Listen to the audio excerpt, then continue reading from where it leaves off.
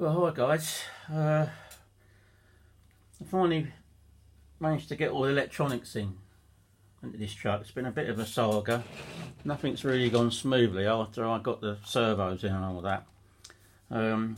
But I think today I've got all the radio in and working. I've got the throttle cut on the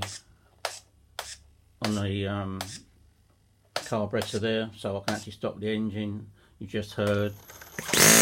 Got the starter working. I've got the gear change. I don't know if you can see it there.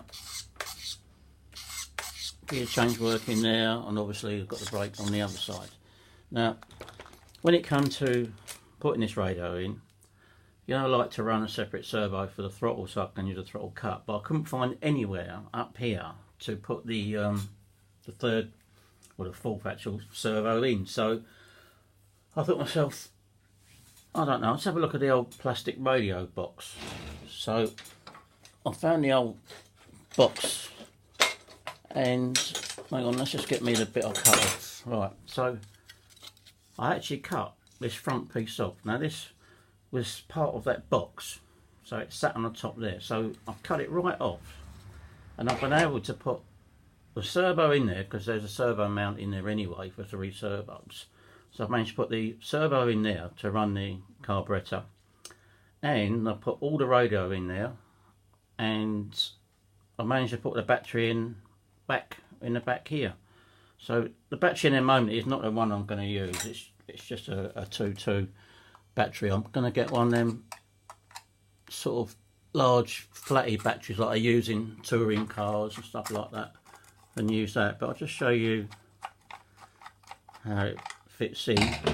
So this is all like the standard stuff. This is the battery I've got at the moment, but obviously I'm not going to use that. But like, it looks pretty standard or factory, and also you've got a little bit of scale on the bottom as well, and all the radio goes in there, and sort of it protects it. I'm going to make like a little bit of plastic card or whatever to go around there to stop any water or anything flying up in there. But I'll take the bottom of the radio box off so you can see what it's like inside. I try to make all my builds sort of easy to work on, you know, like you get the engine out in this in like a minute, the gearbox and everything. You know, if you try and make stuff too complicated, you end up with a car that's, you know, a nightmare to work on, and you're always going to be fiddling with these, you know. I mean, you can take that off now, and as you can see inside, now I've got, this is my little subsea battery in here. Now this runs the glow plug. Now underneath there is a little relay. So this obviously on the other side is the speed controller for the starter motor. Now this is the second one I've put in here, because the first one didn't have any power. It was supposed to be 30 amps, but I think it was a 10 amp or something, but it didn't have any power whatsoever. That cost me a lot of time fiddling about trying to sort that out. But so what happens is, when you flick the starter switch, this will energise this cell here through the relay. It will ignite the glow plug and will turn the engine over with this ESC here. Now under here I've got my Spectrum 7-channel receiver. I've also got a satellite with this one as well. Now you can see it makes it quite a neat setup. You've got everything in there. This is the one that's going to go for my lights when I get the light kit for it. I'm going to try and get some sort of armoured cable to run up here, you know, just to protect those wires as well. But you know, it's quite once I got started with that, it was quite an easy thing to do, but I just couldn't work out where to put this third servo for the throttle, because there was sort of nothing up there. And the other thing as well was the fuel tank. Now I wanted to keep the standard sort of interior in the car, you know, but with the height of the tank, I've actually took the primer off and blocked that, but with the height of the tank, I've had to cut a little tiny piece out of the seats, and I'm hoping to get a rider, like a bruiser rider, a driver, pilot, whatever you want to call it, to cover that, because this this just sticks up into the seat. You know, it's not by much, but I could not get that tank down any lower. You know, I was hours and hours, and I've ended up making like a little bracket that goes in there and lifts it up onto the top there. So the tank is in. It's not what I really wanted, but I can still run the interior of the truck.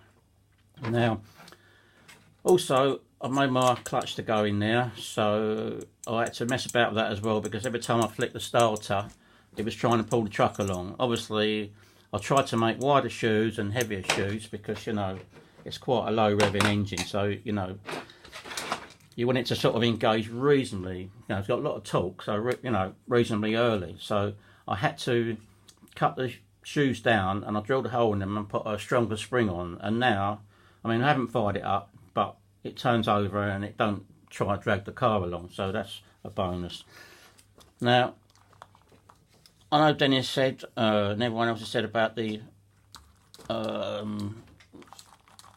actual twisting of this front axle. Now, you know, I thought a lot of ways of trying to do it and whatever, you know, but it's very complicated, and I wanted to use the Revo shafts. You know, I know a lot of people have gone back to using the 407 front shaft because it can't pull out of there, you know, but this one can. So what I've done, I don't know if you can see it in there, I've got a little Kyosho shock absorber in there, and what that does, I mean, it's got no oil in it whatsoever, but what it does, it's bolted to the back of the axle, so the axle can't actually twist.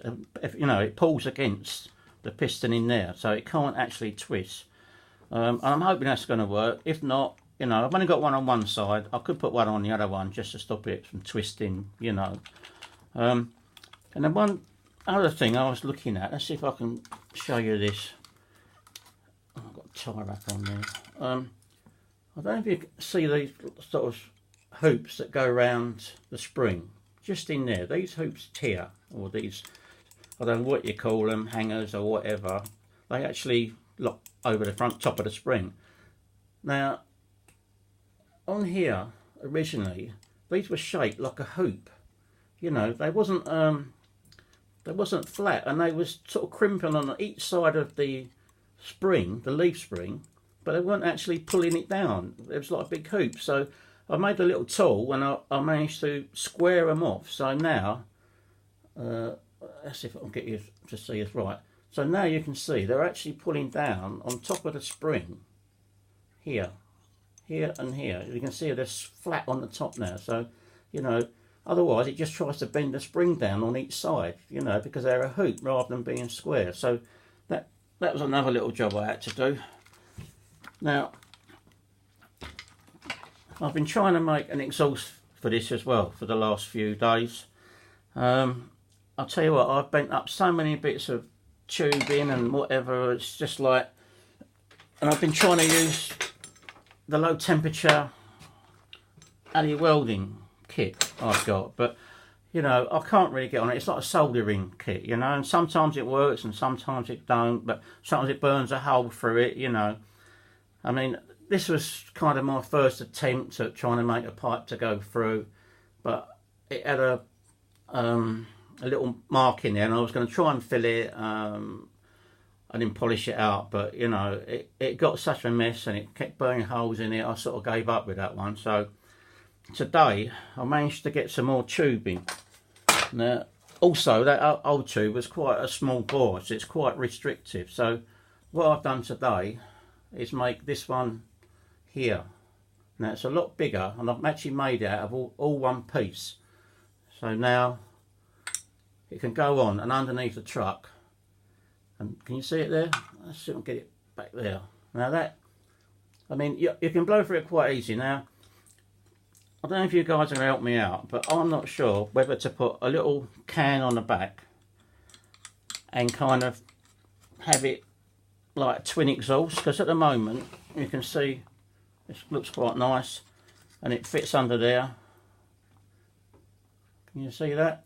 Obviously I'm going to have to get the heat away from them wires and that, but I've made it so the back axle don't hit it. It's you know, and I've just ended up at the moment by putting the exhaust out the back like that. But whether I'm going to keep that or not, I don't know. I'm thinking of maybe mounting something like this across there and run this exhaust into it, and then make twin outlets that come out of this actual can here. So it's got like twin exhausts that come down there. It'd be quite easy to do, you know, but I just don't like using that welding. I'm having to like press stuff in. I thought the welding kit would be good, but I'm not convinced with it really. But you know, to make that exhaust in there, that was quite a mission really. I mean, once I got a new tube and I, you know, had enough to make it all out of one piece. I mean, obviously I've got to find some way of mounting it or whatever, you know. But it looks kind of scale, you know, and it looks nice. I think when you open the bonnet, it's going to look quite nice when you actually open the bonnet and you've got this nice chrome pipe here. I've got to make the little collet to go on there to lock it all up. But you know, I've made a bit of progress today because for the last couple of days I've been fiddling about. I can't tell you how many bits of pipe I've bent up and thrown away. You know, I've got a bucket full of it down here. But also one of my pipe benders broke as well, so that didn't sort of help me out too much. But I feel today I've made a bit of progress. I've got another pipe bender and whatever. And, you know, I don't know if that's going to be too restricted because it's a long pipe. But like I say, I can blow down it quite easy, but I can play about with it. Anything's better than the power box or boost box, what they call it, that's on there. So, you know, she's coming along. What the bit I'm dreading now is to cut the bonnet out. Like Dennis said he used like a box cutter or, you know, like a Stanley knife or something like that. Now, I don't know. That's you only got to have one slip, haven't you? You know, either chop your fingers off, or you're gonna, you know, skid across the bonnet or something like that. So, you know, I'm not looking forward to doing that bit, but I think that's going to have to be the bit next so I can see actually in there, because I want to mount another fan just in the front here and sort of see where if I can get to the mixture control and stuff like that, because I've not even started this engine yet. But so we've got the servo, all the servos are in there, all working. Got quite a good mesh on the pinion and the spur gear. I've got the axle, so I shouldn't be able to twist. I've done all the springs, all the shocks, none of the leaking, they're all sitting there perfect. So, you know, I think it's getting close now to actually starting the thing up, but I'm not sure to make twin exhausts on the back. I'm not, you know, if you guys want to sort of say yeah it is or not, it would be so easy just to leave that pipe out the back. But I've come this far with exhaust and I'm thinking to myself, well, maybe twin pipes, if that went into a little box on the back and then I had two twin pipes coming out, it might look cool. But you know, it's something else I can play with. So anyway, I'm going to sign off now. Thanks for watching the videos throughout the year. Well, I've only been doing it for the last few months, but I'm kind of going to do quite a few more. I've got a lot of other projects, and I've got some models and some builds I've actually built with four-stroke engines, and you know, I might post some of them as well. But yeah, thanks everyone for watching and helped me out, and Dennis and everyone else on YouTube and whatever have helped me out. And Toyan Engines, Lucas at Toyan Engines has been really good to me. So I'm going to sign off now, and I wish everyone a happy new year, and I will see you in the new year. Bye guys.